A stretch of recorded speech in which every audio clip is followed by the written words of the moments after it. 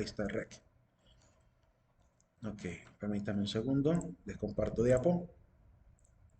Yo me toca sin audífonos, los tengo aquí, pero por alguna razón mi hija me los agarró y me quitó el cablecito que me une las dos entradas, así que no puedo utilizarlo. Así que si se escucha un poquito así de vacío, será por eso. Tal vez no se escucha tan claro como con el micrófono, pero si se escucha bien, me siento satisfecho si me logran entender a lo que dijo. Las obras de Platón son tan diversas y hablan de tantos diferentes temas, aunque también hay algunas obras que son prácticamente como que la evolución de una doctrina en general. Por ejemplo, la teoría de las ideas, el tema de hablar del mundo de las ideas. Hay obras que son prácticamente el esbozo de la teoría y que va de alguna manera va aumentando pues la comprensión de esto que es el conocimiento, la idea y este mundo de lo espiritual. Cuando él habla del mundo de las ideas, se refiere al mundo de lo espiritual, ¿verdad? Sabemos que hay un mundo físico eh, y él cree que hay un mundo también espiritual, donde está la capacidad del nous. El nous es la capacidad de la mente. Entonces, él considera que también existe ese tipo de realidades metafísicas, ¿verdad? Trascendentales, y que no pueden ser definibles de manera material.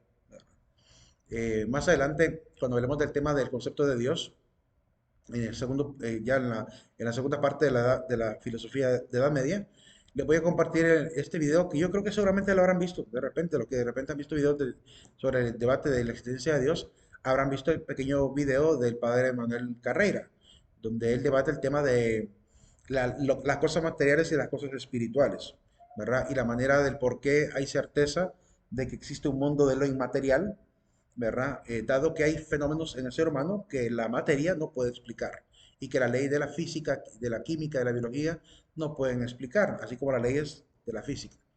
Em, y entonces ese video podría ayudar un poquito a entender esta idea de qué es el mundo de las ideas. De hecho, en México hay un programa muy bonito, no sé si se lo siguen haciendo de parte de las universidades, que se llama así, el mundo de las ideas.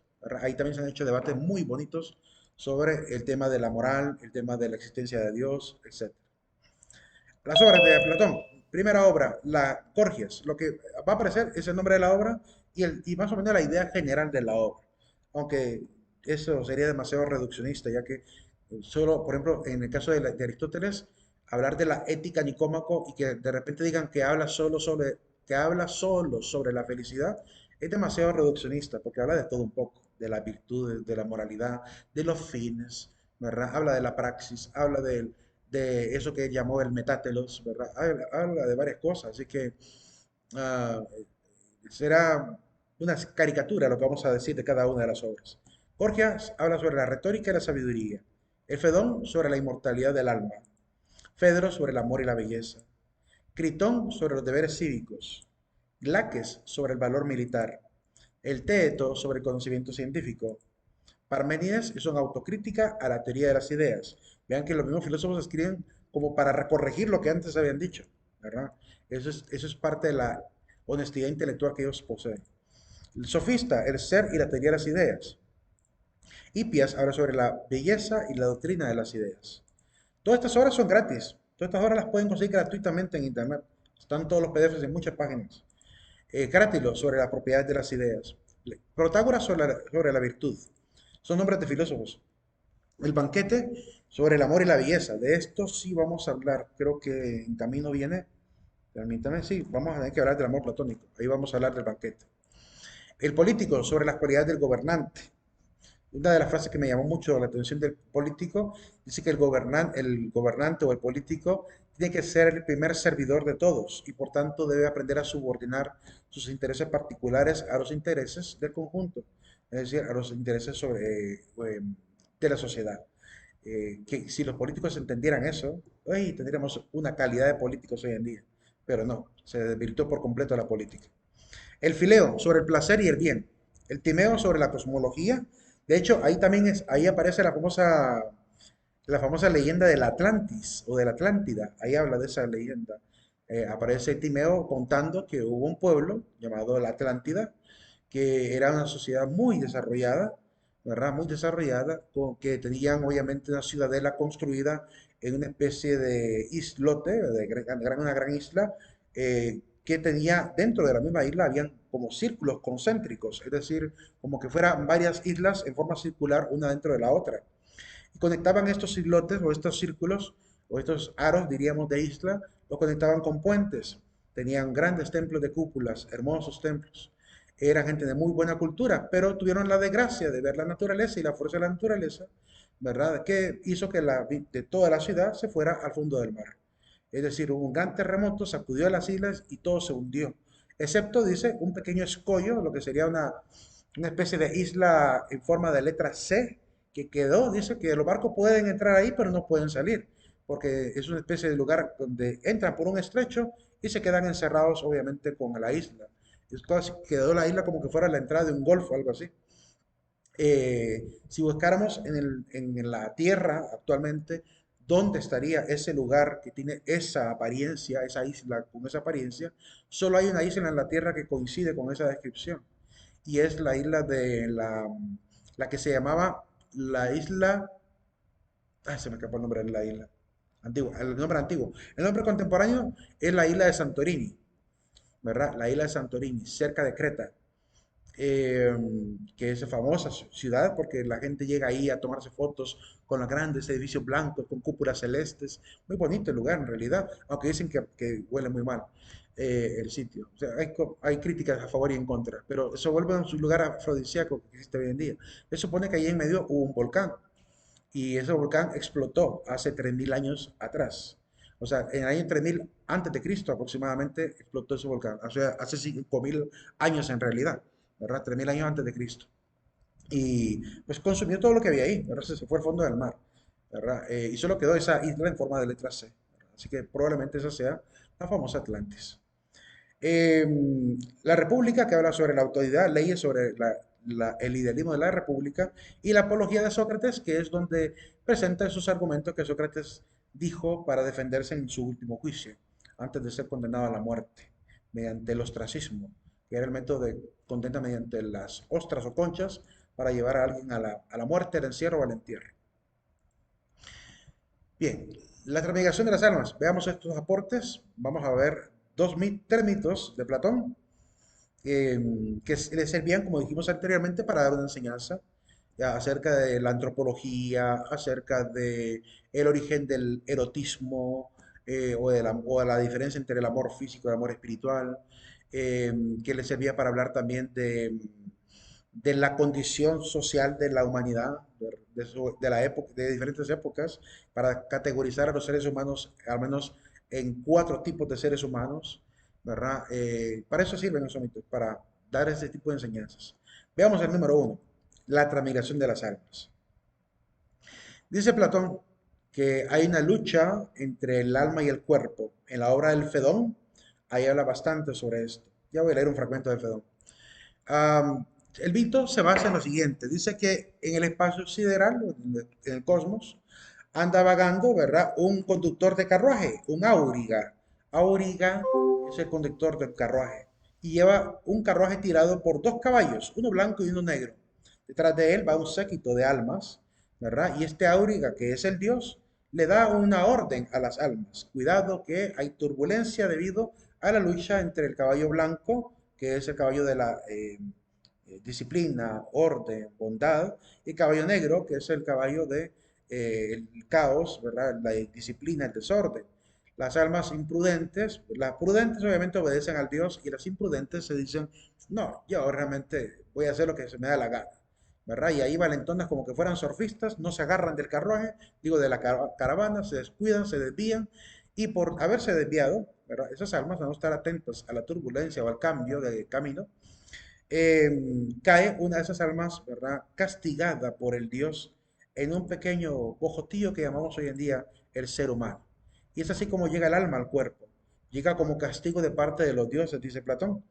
Y el cuerpo tendrá que servir como una cárcel para el alma. El alma tendrá que pasar por un proceso de espiritualización y también de mortificación para poder llegar a purificarse. En ese proceso de mortificación tendrá que sufrir lo que sufre el cuerpo, padecer lo que padece el cuerpo, angustiarse por lo que el cuerpo también siente como angustia. Y por tanto el alma se verá afectada, aunque queramos conocer la parte intelectual, nos vamos a sentir de repente agobiados, eh, es decir, aturdidos por lo que el cuerpo da. Es como cuando queremos estudiar para examen, que digo yo, voy a estudiar a última hora siempre, voy a estudiar el último día, ¿verdad? Pero quiero estudiar a las 11 de la noche para el examen que tengo mañana a las 10 de la mañana. Entonces empiezo a estudiar, llevo la primera página, segunda página, la tercera página, y empiezo a cabecear, me empiezo a dormir. Y ya no aguanto, y llegan las horas, solo he tenido media hora de estudio y ya no puedo estudiar porque mi cuerpo de alguna manera, como dice el señor Platón, y eso quiero leerlo de manera literal mejor. Platón dice lo siguiente acerca del cuerpo, dice él, en la obra El Fedón, permítame, en la obra del Fedón, no lo puedo compartir aquí en pantalla, lo tengo aquí aparte, dice, la razón, Fedón, o la obra que habla acerca del alma, la razón no tiene más que un camino a seguir en sus indagaciones. Mientras tengamos nuestro cuerpo y nuestra alma esté sumida en esta corrupción, jamás poseeremos el objeto de nuestros deseos, es decir, la verdad. En efecto, el cuerpo nos pone mil obstáculos por la necesidad en la que estamos de alimentarle, y con esto y las enfermedades que sobrevienen, se turban nuestras indagaciones. Por otra parte, nos llena de amores, de deseos, de temores, de mil quimeras, ¿verdad? De mil cosas desordenadas y de toda clase de necesidades. De manera que nada hay cierto, nada hay más cierto que lo que se dice ordinariamente, que el cuerpo nunca conduce a la sabiduría. Porque ¿de dónde nacen las guerras, las sediciones, los combates? Del cuerpo, de todas sus pasiones. En efecto, todas las guerras no proceden sino del ansia de amontonar riquezas y nos vemos obligados a amontonarlas a causa del cuerpo para seguir como esclavos de sus necesidades. He aquí por qué no tenemos tiempo para pensar en la filosofía. Y el mayor de nuestros males consiste que en el acto de y en el acto, perdón, en el tiempo, perdón, en el acto de tener tiempo y ponernos a meditar, de repente interviene el cuerpo en nuestras indagaciones, nos embaraza, nos aturba, nos perturba, no nos permite discernir la verdad. Está demostrado que si queremos saber verdaderamente alguna cosa, es preciso que abandonemos el cuerpo y que el alma sola examine los objetos que quiere conocer. Solo entonces gozamos de la sabiduría de la que nos mostramos tan celosos, es decir, después de la muerte y no durante la vida. Qué triste. Yo siento que es algo triste pensar que por culpa del cuerpo no podemos conocerlo todo. Por culpa del cuerpo no podemos viajar por el espacio, conocer todo lo que hay de la naturaleza, tener vida para poder ampliar el horizonte. Por lo cual, dice Platón, para terminar, la razón misma lo dicta. Porque si es imposible conocer nada en su pureza mientras vivimos en el cuerpo, es preciso que suceda una de estas dos cosas. O que no se conozca nunca la verdad, o que se conozca después de la muerte. Porque entonces, después de la muerte, el alma, libre de esta carga, de este cuerpo, se pertenecerá a sí misma. Pero mientras estemos en esta vida, no nos aproximaremos a la verdad, sino en razón de nuestro alejamiento del cuerpo, renunciando a todo comercio con él y cediendo solamente a su necesidad. Dime, ¿alguien iba a opinar por ahí? Sí, licenciada, es que no sé si es que no está compartiendo, o sea, en mi No, internet, pero solo miro. No está compartiendo. no, lo avisé antes de leerlo, que no podía compartirlo porque está en otro lado. Prosiguiendo. Pero se lo voy a compartir en la diapositiva, se lo voy a colocar ahí para que lo puedan tener ahí. Eh, una de dos cosas, o nunca conoceremos la verdad que tanto anhelamos, o hasta después de la muerte. Los creyentes, los filósofos teístas, los que creen en la inmortalidad del alma, los que creen en que realmente existe un Dios, que también consideramos la existencia del reino de los cielos, en este caso los cristianos, filósofos cristianos, sí creemos que Platón tiene razón, que la verdad absoluta la vamos a adquirir solamente cuando ya descansemos en Dios. Dice San Agustín, ¿verdad? Que mi alma está inquieta hasta que no descanse en ti, Dios mío. Porque de alguna manera hasta ahí vamos a poder llegar hasta la verdad máxima, ya que Dios mismo es la verdad. Entonces, la idea de Platón de que hasta después de la muerte será el acceso a la verdad total, tiene todo sentido y realmente así va a ser. Creemos que tal vez no alcanzaremos la verdad absoluta, pero sí alcanzaremos más verdades. Tendremos tiempo más para poder seguir indagando, para seguir investigando. La ciencia no se va a acabar.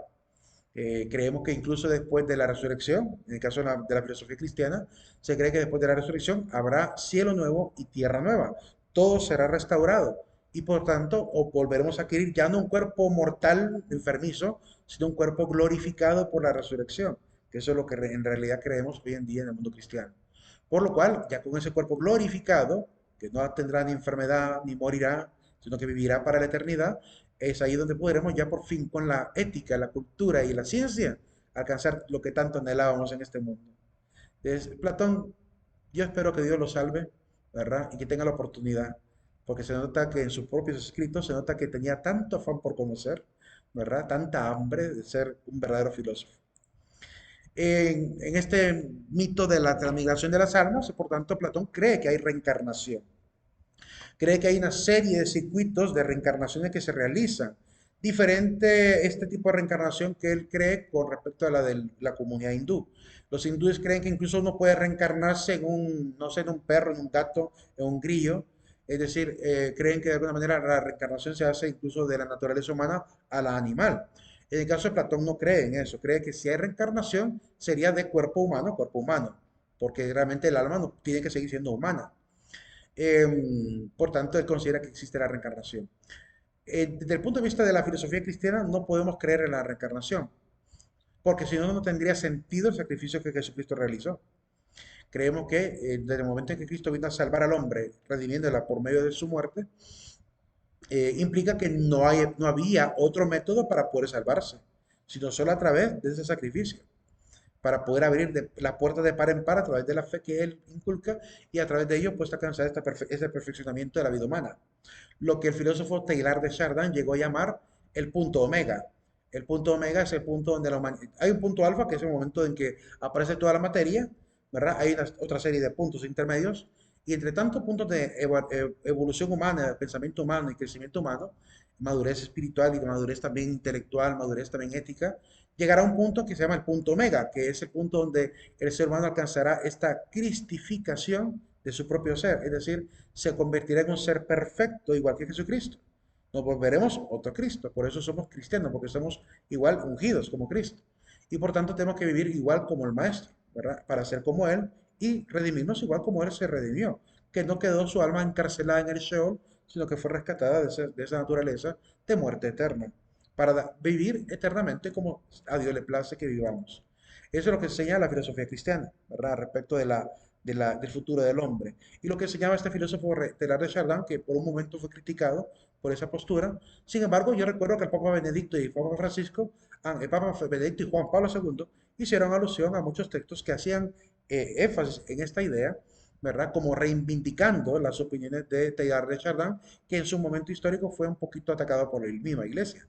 Es decir, las congregaciones para la doctrina de la fe pusieron una alerta sobre lo que él andaba enseñando, porque intentaba mezclar ciencia y fe, y eso puede acarrear confusiones, por lo cual advertían tener cierto cuidado. Aún así, yo recuerdo mi carrera de filosofía en el seminario que nos lo enseñaron, y recuerdo también, bueno, y recuerdo haber leído estos dos homilías y enseñanzas y sermones del Papa Benedicto y el Papa Francisco hablando positivamente de él. Entonces, no es tan errado, ¿verdad? Significa que para los papás tenía razón. El ser humano tiene que perfeccionarse igual que el maestro, llegar a ese punto que llamaba omega. Entonces, la reencarnación le quitaría todo el sentido a lo que es la resurrección, ¿verdad? No tendría sentido resucitar si no podemos perfeccionar con solo nacer y morir. O sea, no tendría sentido el sacrificio de Cristo si creyéramos en la reencarnación. Esta es la visión. Y hay una particularidad del mito de Platón, que él pone un tiempo, no sé de dónde sacó estas cantidades, pero la voy a mostrar. Dice que para poder reencarnarse hay un circuito de 10.000 años, 10.000 años de reencarnaciones.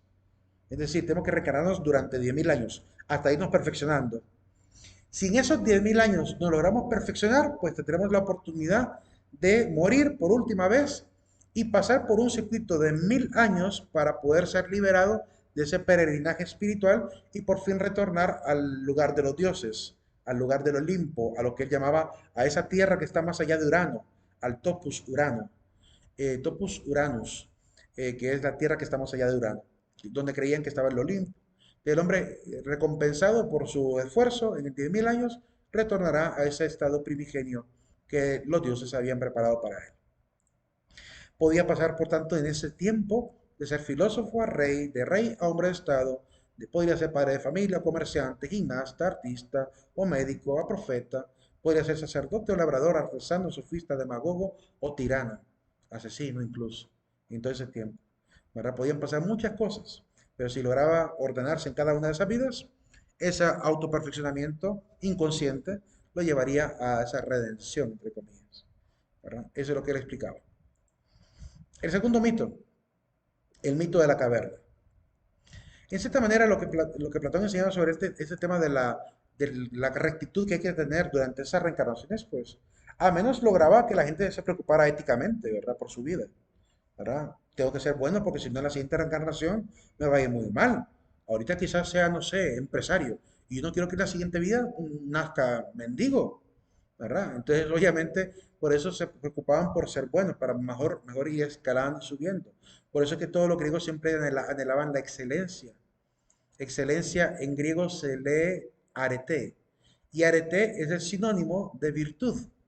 Así que había que ser virtuoso para ser excelente y poder agradar a los dioses. Esa es la parte positiva de todo esto. Siguiente mito, el mito de la caverna. ¿Alguna pregunta hasta ahora sobre lo que anteriormente dije? ¿Alguna duda? ¿Todo claro hasta ahorita? Sí. ¿Sí? Ok. ¿Proseguimos? Bien, siempre recuerden que pueden participar, ¿verdad? Dar su opinión, comentar, ¿verdad? ¿Qué les hace pensar? Todo eso llama la atención. Si llama la atención, pues comentar. En el caso del mito de la caverna, dime, Betsy. Con eso de la reencarnación, hay un montón de, como de teorías, ¿verdad? Así de que uno escucha que, así como decía usted, que vuelve a nacer, a reencarnar en animales o en cosas así, pero esos son así, ¿verdad? Como creencias. Creencias. Ujú. Fíjense que, miren, hay algunas cosas que a la ciencia la ponen en jaque. Y incluso a los mismos filósofos nos pondrían en jaque pensar. Hay un caso, no sé si en Inglaterra o Estados Unidos, de una niña que lograba recortar la casa que tuvo en una vida pasada, conocer los detalles de la casa, conocer la localidad, y la madre y los padres sabían que ella nunca había viajado ahí. Resultó con la idea de que ella vivía en otra casa. Y le pregunta a la mamá, ¿y cómo es esa casa? Así, así, ¿dónde está esa casa? En tal lugar. Y la niña recordó todos esos detalles. Entonces se fueron a investigar a esa localidad, fueron a la casa, ¿verdad? De que la niña miraba, le dice, esa es mi casa. Y le dice, pero es que aquí nunca hemos vivido, le dice la mamá. Sí, le dice, pero yo viví aquí, le dice la niña. Ese tipo de historias que están constatadas incluso en algunos documentales, nos ponen a pensar qué es lo que pasa ahí, qué es lo que está sucediendo. ¿Será que realmente hay reencarnación o no? O sea, nos pone a pensar, ¿verdad? Hay quienes consideran, saliéndonos de la filosofía cristiana, hay quienes consideran que la vida es una, como es energía, no se permanece. Es decir, al momento de morir, esa energía que llamábamos espíritu pasa a otras realidades. Y en algún momento de la historia quizá vuelve a un cuerpo humano, ¿verdad? A vivir. Eso es lo que creen algunas personas fuera de la filosofía cristiana. Eh, pero evidentemente no hay manera de demostrar eso. O sea, solo hay casos así que llaman la atención, ¿verdad? Que recuerden con lujo de detalles cosas así. Pero también hay que quizá pensar, ¿verdad? Que pueden haber varias posibilidades. No sé, incluso desde el punto de vista quizá humano, cristiano, cristiano, pues mejor dicho, podría llegar a decir que podría ser, no sé, tal vez la influencia de algún espíritu que está llevándole esos recuerdos, que le está influyendo de esa manera para que recuerde vidas pasadas, supuestas vidas pasadas. Y en realidad es la vida de alguien que sí vivió y que le está pasando esos recuerdos y se los está dando como que fueran propios. La otra posibilidad, ya fuera de la filosofía cristiana, hay gente que cree que estamos tan interconectados a nivel de energía atómica que evidentemente la información se nos puede escapar del cuerpo. Creen que la información puede Así como cuando de manera inalámbrica trasladamos una imagen de un dispositivo a otro, ¿verdad? ¿Qué es lo que estamos pasando cuando pasamos inalámbricamente de un lado a otro? Energía. Y esa energía se codifica y se descodifica como que fuera información. Pues creen algunos que también podría llegar a pasar algo así como que nos pasamos recuerdos unos a otros de manera inalámbrica, ¿verdad? Como si fuéramos dispositivos, porque estamos de alguna manera interconectados. En el documental que ustedes verán en el tercer parcial sobre ¿y tú qué sabes? Ahí hablan un poquito de esta parte, de la que explico, de la interconectividad entre los seres humanos. En el documental de Neil deGrasse Tyson llamado Cosmos, esta serie de documentales, hay un capítulo donde él explica que la naturaleza misma muestra esta interconexión. Cuando de repente a un árbol, digamos viejo, lo han talado. ¿Saben qué es lo que pasa alrededor cuando hay un montón de árboles?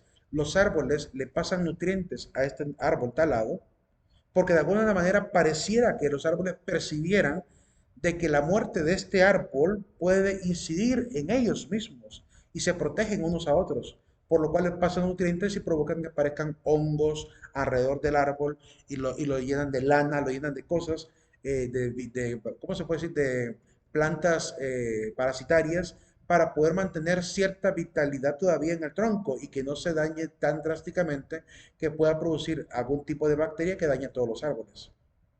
Entonces dice que esta información se la pasan por medio de la tierra, como que fuera energía que los árboles se pasan unos a otros, cuando que se dan cuenta, aquí murió uno, ¿verdad? Le falta toda esa energía que sentíamos de este árbol, desapareció, ¿verdad? Hagamos todos, mandemos un poquito cada uno, algo así como en la serie de Dragon Ball, ¿verdad? Donde aparecen todos mandándole energía a Goku para hacer la Genkidama.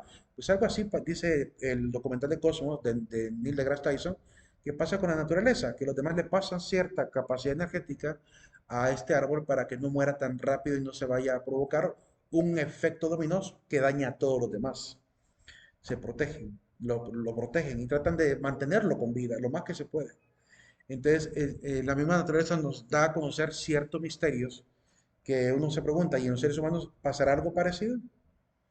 Eh, esta energía que tenemos realmente es tan libre, así como que puede incluso salir de nosotros la información, el deseo, la buena fe, el deseo cuando yo, por ejemplo, hago una oración por una persona para que se cure y deseo que se cure y de repente se cura con el hecho mismo de que yo le pedí al Señor que lo curara, ese hecho podría ser parte de esos fenómenos. ¿Cómo curaba Jesús a los enfermos? ¿Cómo curaban los apóstoles a los enfermos?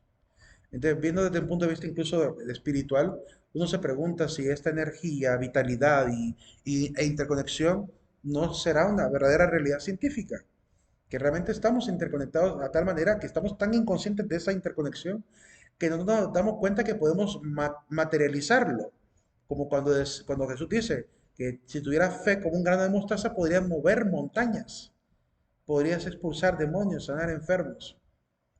Quizás tenemos esas potencialidades.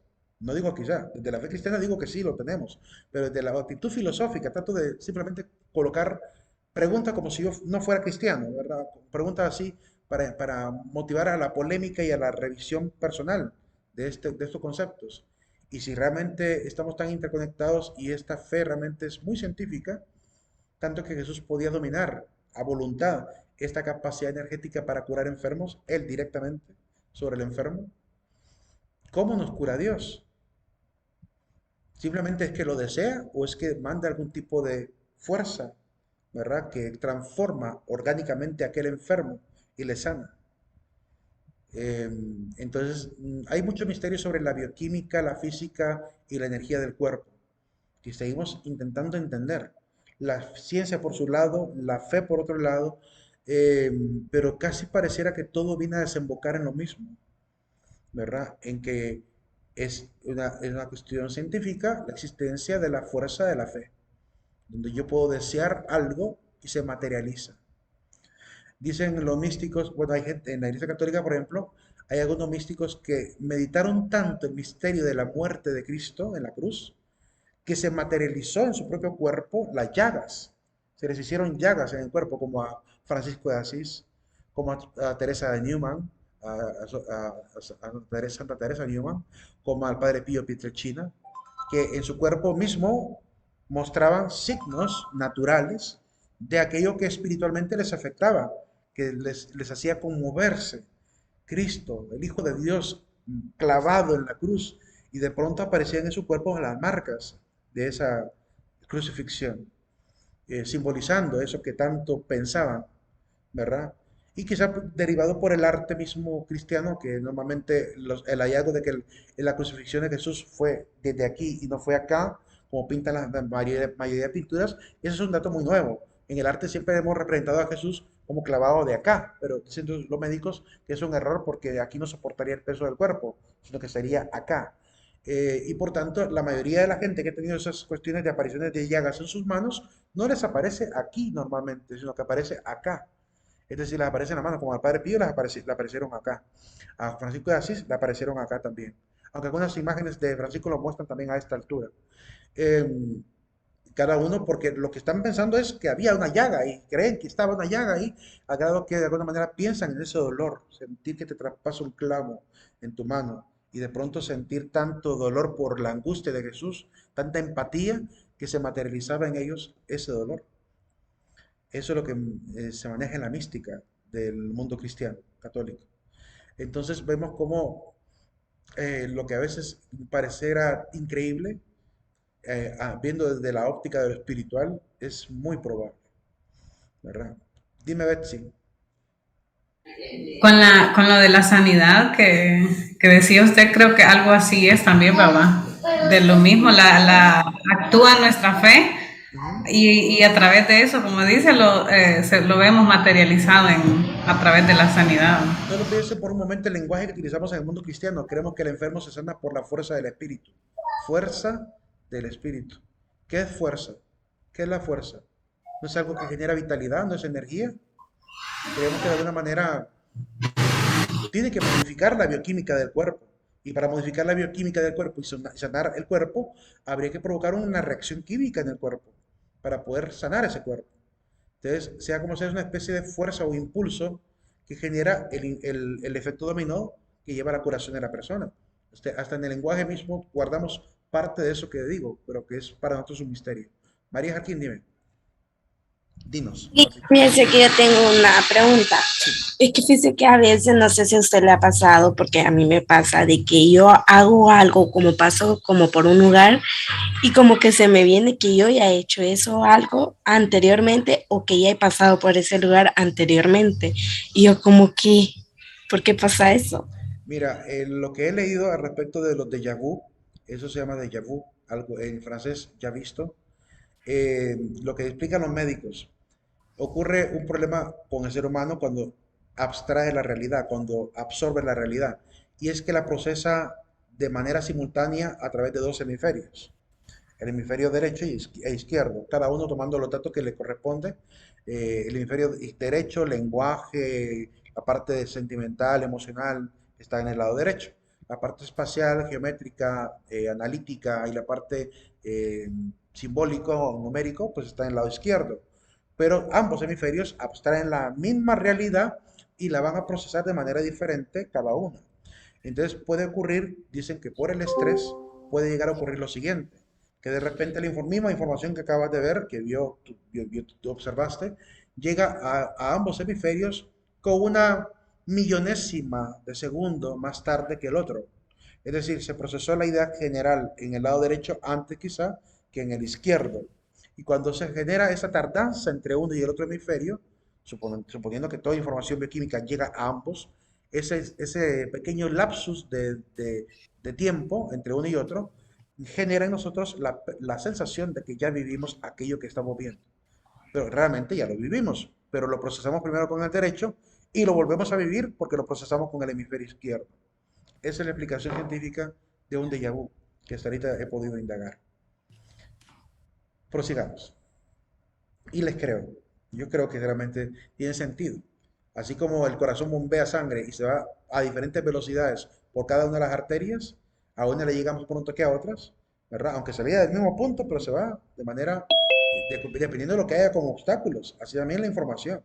Entre nosotros como algo, ¿verdad? Sensorial, fotones, ondas de sonido, todos son ondas, ondas de luz, ondas de sonido que entran a nosotros, ¿verdad? Ondas de calor y que llega como información bioquímica, se traslada por todo el cuerpo hasta llegar al cerebro y de repente en la bifurcación de que me voy, nos vemos, me voy por el derecho, nos vemos, me voy por el izquierdo, pues ahí dijo alguno, me voy, pero ay, pues aquí hay algo que me estorba y voy a esperar que se pase esta cosa para poder pasar yo. Entonces se va la información una más lenta que la otra y produce ese doble fenómeno. Así que tiene mucho sentido. Sí, por eso le preguntaba, porque a mí me ha pasado y como que al mismo tiempo me da risa porque digo yo, esto ya lo he pasado, porque lo estoy volviendo a pasar o a recordar.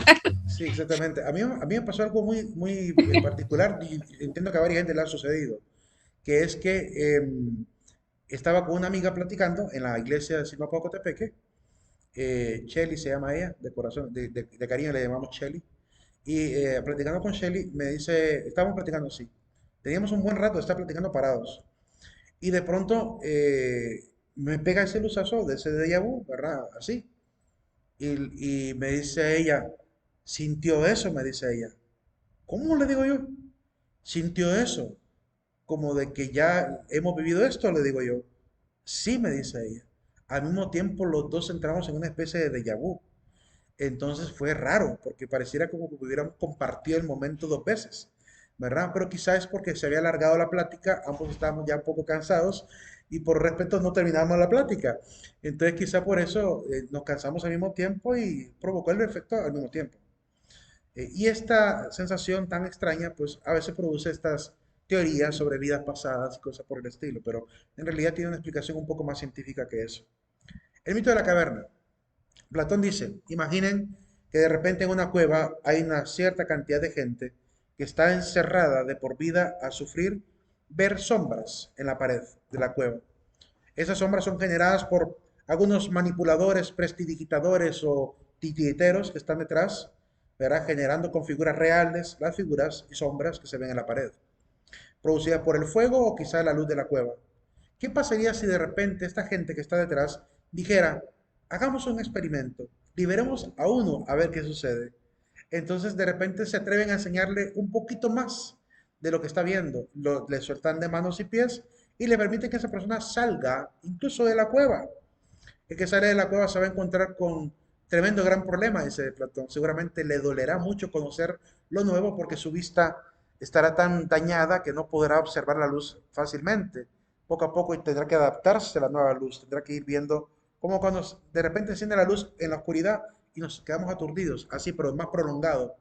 Le costará discernir lo que ve, pero cuando aprenda a entender qué es lo que está pasando, se dará cuenta de la farsa de lo que ha vivido. Y eso producirá varias posibilidades, cuatro por lo menos.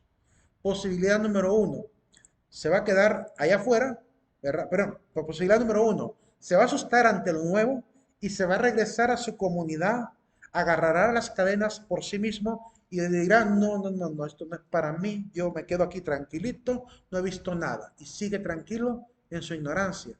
Por tanto, recupera su vida de alienado. La segunda posibilidad, sale de la cueva, se asombra tanto de la maravilla del conocimiento que él logra obtener y se queda ahí como místico, ¿verdad? Se pierde en la ciudad, se va a las montañas a vivir, ¿verdad? Meditando y lo que ve, ¿verdad? Pero no comparte ese conocimiento con nadie, se queda allá en el puro éxtasis espiritual o éxtasis sensorial. Y la tercera posibilidad, ve que los que están detrás son unos sofistas, ¿verdad? Unos charlatanes y que están aprovechándose de ese conocimiento para subsistir, porque de repente les cobran tributo, de repente les cobran no sé, un pacto, un diezmo, la colecta, lo que sea, y por tanto viven a veces de esto. Se refiere a los fanáticos religiosos, se puede referir a los fanáticos políticos, se puede referir a los fanáticos militares, a la gente que aprovecha el poco conocimiento que tiene para poder quizás esclavizar al resto. Por tanto, puede ser que diga, me gusta ese estilo de vida, me voy a quedar con ellos, yo voy a ser parte de los titiriteros. Se vuelve un sofista. Y la cuarta posibilidad, saldrá de la cueva, pero retornará a la cueva diciendo, tengo una responsabilidad después de saber lo que sé. Voy a volver donde mis parientes y les diré, oigan, eso que ven en la pared, eso no es la realidad. La realidad es así, así, así. ¿Qué pasaría con ese que retorna y se atreve a enseñar la realidad? Dice que la gente alienada seguramente dirá, está loco, ¿cómo te pones a creer que realmente es así? Y le dirán los más viejos, ¿qué me vas a venir a enseñar tú, un joven imberbe, ¿verdad? Que yo que he nacido antes que tú, ¿verdad? Yo te vi crecer a ti, ¿qué me vas a enseñar a mí de nuevo? ¿Verdad? Rechazarán por tanto ese conocimiento, sea por antigüedad. O los jóvenes que dicen, nah, no nos interesa, estamos bien así, nos gusta ver eso que vemos, ¿verdad? No estamos para esas situaciones. Que se cargue de eso los adultos. Entonces los jóvenes dirán, ¿verdad? Guiados por su propia sola experiencia momentánea, sin ningún tipo de interés en lo serio tampoco accederán al conocimiento por arrogancia. Y también existen aquellos que quizá dentro de la misma comunidad ya cómodos de esa realidad, incluso también aprovechándose dentro de esa realidad, de la circunstancia, le dirán, este tipo es un enemigo de nosotros, nos quiere engañar, meter aquí doctrinas erróneas, ¿verdad? Callémoslo, censurémosle, matémosle, nos estorba. Dice, ese papel es peligroso, el enseñar la verdad, porque algunos incluso habrán muerto por la muerte, habrán muerto por la verdad, habrán muerto por enseñar la realidad. ¿Cómo le pasó a su maestro Sócrates? Que por enseñar la verdad lo condenaron a la muerte. ¿Cómo le pasó a Jesucristo? Que por enseñar la verdad lo condenaron a muerte. ¿Cómo pasó con el mismo Martin Luther King? Por defender derechos verdaderos lo mandaron a matar, o Malcolm X. O como hicieron con doña Berta Cáceres, que por enseñar la verdad sobre el cuidado del ambiente la mandaron a matar. La gente que enseña la verdad se convierte en un estorbo para los que están cómodos, sea en la alienación o en la corrupción del sofista. Esta es la realidad, pero ¿quiénes realizan esta tarea? ¿Cómo se le puede llamar a estos que se atreven a ascender a la luz, ¿verdad? Para traer luz a la demás gente. Dice él, este es el papel de los filósofos. Así que ser filósofo no es nada fácil. Y no se refiere a los filósofos de profesión, se refiere a los filósofos innatos, a los filósofos que aprenden a ser sabios o a caminar en la sabiduría por lucha propia. La gente que haya estudiado una filosofía, ¿verdad? Tenga criterio, tenga astucia y verdad y objetividad y justicia e intenta enseñar lo verdadero, lo ordenado, lo justo, lo virtuoso. Esa gente se vuelve incómoda. Los filósofos por eso somos tratados a veces como locos de la comunidad, porque por enseñar este tipo de cosas, la gente cree que somos gente que solo andamos divagando y que no tenemos nada serio que enseñar. Y los filósofos, lo único que sentimos a veces por este tipo de personas que se oponen a la enseñanza de la verdad, nos da pena, nos da lástima y nos da impotencia. Cuando vemos a políticos aprovechándose de los más pobres, cuando vemos a fanáticos religiosos engañando con barbaridades a la gente que cree fábulas, cuando vemos de repente a aquellos supuestos profesionales, ¿verdad? Valiéndose de su poco y pobre conocimiento, ¿verdad? Para cobrarle grandes cantidades a la gente. Como cuando un médico de repente le cobra 500 pesos solo para decirle tome acetaminofén a una persona. Ese tipo de gente que aprovecha el conocimiento para enriquecerse obscenamente nos da mucha impotencia, porque realmente muchas ganas de ver el cambio y saber que no se puede lograr fácilmente, porque la corrupción está diseminada por todas las áreas. Pero el deber de filósofos, a pesar de todo, es decir verdad. Y aunque termine siendo enemigo, ¿verdad? O una persona incómoda, o como decía el famoso Darío Steinstreiber, aunque de repente se convierta en ese que provoca comezón donde no pica. Ahí nos quedamos jóvenes. Nos vemos el día lunes. Pasen un excelente fin de semana. No se olviden de marcar su asistencia final. Buen Buena día, semana, licenciada. Nos vemos. Buen día. bye, licenciado. Bye.